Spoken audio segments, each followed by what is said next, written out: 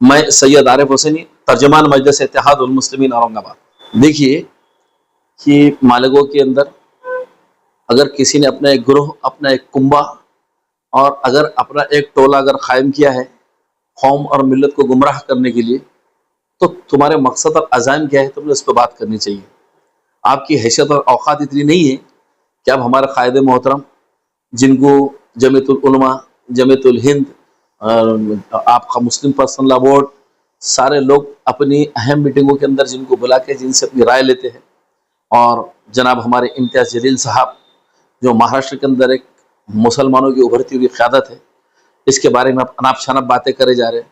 मेरे को तो ऐसा लग रहा है कि अगर आपने अपना कुंबा, अगर आपने टोला, अगर आपने अपना कोई ग्रोह बनाया है, तो आप सियासी काम करने के लिए बनाए हैं क्या गुंडागर्दी करने के लिए बनाए हैं? अगर आपका मकसद सियासी काम करना है तो क्या आपने गैंग बनाया है मुजरिमाना करने के लिए? तो इस चीज़ का इरादा होना चाहिए था। और जिस तरीके की भाषा का, जिस तरीके के अल्फाजों का इस्तेमाल कर रहे हैं, देखो कहने को तो हमारे मुंह में ज़बान है, हम भी अल्फाज में बोल सकते हैं कि आप मुर्तिद हैं। आप कौन कौन सी पार्टियों से होके आए हुए? वो पार्टी अजीत दादा पवार की, जो आज बीजेपी की पूरी तरीके से गोद में मुलविस हो चुकी है, जो मुस्लिम खिलाफ, जो मुसलमानों के दुश्मन, उनके एजेंडों के दुश्मन, ऐसी पार्टी से घूम के आने के बाद अगर आप मालेगांव के अंदर एक अपना इनफरादी कुंभा, एक ग्रोह बना रहे हैं, एक अपनी गैंग बना रहे हैं, तो वो आपको मुबारक है। लेकिन बात करने से पहले, जबान तारफ को लगाने से पहले 1000 बार सोच लो कि आप किसके बारे में क्या करें। इम्तियाज जलील साहब सैयद सादात, और अगर सैयद सादातों की सवाने हैत अगर तुमको नहीं मालूम, और अगर अपने आप को तुम बड़े दीनदार गर्दानते हैं, अगर आप अपने आप को बड़े दीनदार बताने की नकली कोशिश करते हैं, आपके कारोबार क्या है? नकली दवाइयों को बेचना, मसनी दवाइयों को बेचना, लोगों को गुमराह करना, और अब आगे सुपारियां लेने को, कॉन्ट्रैक्ट लेने को, कौम और मिल्लत के अंदर तफरीका पैदा करने को। और अगर तुम कोई, तुम्हारा गुमराह कुंबा, तुम्हारा कोई ग्रोह और तुम्हारी अगर गैंग कोई तुमने बनाया है, तो तुम में अगर हिम्मत थी, तुम में अगर सही ताकत थी, और अगर तुम वाकई में मुस्लिम समाज और मुस्लिम कौम के पासदार और तरफदार होते, तो तुम्हारे घटिया और बेगरत मुंह से बीजेपी के खिलाफ कुछ निकलता। लेकिन एक लफ्ज बीजेपी के खिलाफ नहीं निकाला।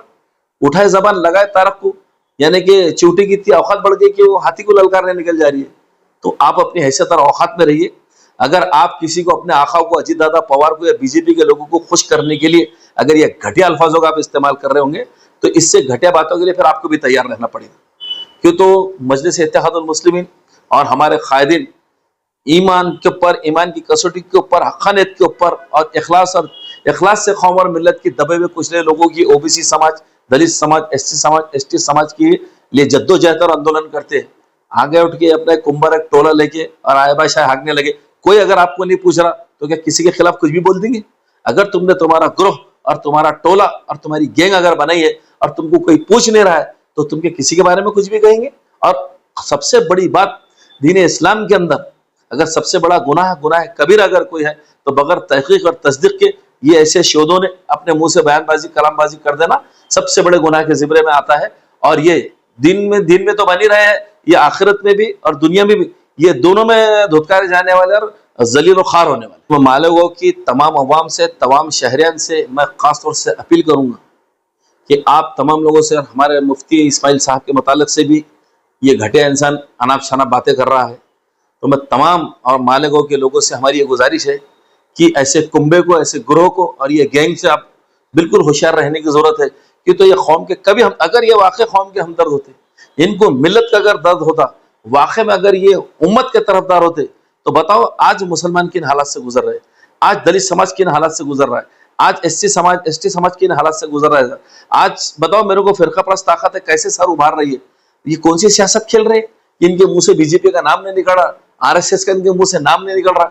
इसलिए मालेगांव के लोगों को ऐसे मीर सादिक, मीर जाफरों से बहुत होशियार और मोहतात रहने की जरूरत है, जो हमारे अच्छे लोगों को, जो सियासत के अंदर सही लोग आए हुए, जैसे मुफ्ती लोग आए हुए, जैसे दीन को जानने वाले, ईमान को मानने वाले और बिल्कुल हक़ानियत के ऊपर बात करने वाले लोगों के शख्सियतों को दागदार करने के लिए गुमराह कुन टोला जो ईमान से भी खाली है, ये बेबहरा लोग, ये मैं तो कहूँगा घटिया किस्म का नशा करके बेखुदी में कुछ भी बकने वाले लोग, इनसे बहुत होशियार रहने की जरूरत है। और मजलिस इत्तेहादुल मुस्लिमीन ऐसे लोगों का मुंह तोड़ जवाब देंगे। तमाम मालिकों के शहरन से हमारी गुजारिश है कि आप मजलिस इत्तेहादुल मुस्लिमीन के दामन को मजबूती से थामो। जब जब आपको किसी भी चीज़ की जरूरत पड़ेगी, कोई आंदोलन की, अगर कोई एहतजाज की, कोई प्रोटेस्ट की, तो मजलिस इत्तेहादुल मुस्लिमीन के सदर माशर इम्तियाज जलील साहब, हमारे मुफ्ती इस्माइल साहब, तमाम लोग शाना बशाना के हर आपको जो है तो जमहूरी तर्ज अमल के ऊपर इंसाफ दिलाने के लिए हम वचनबद्ध है, हम पाबंद इस बात।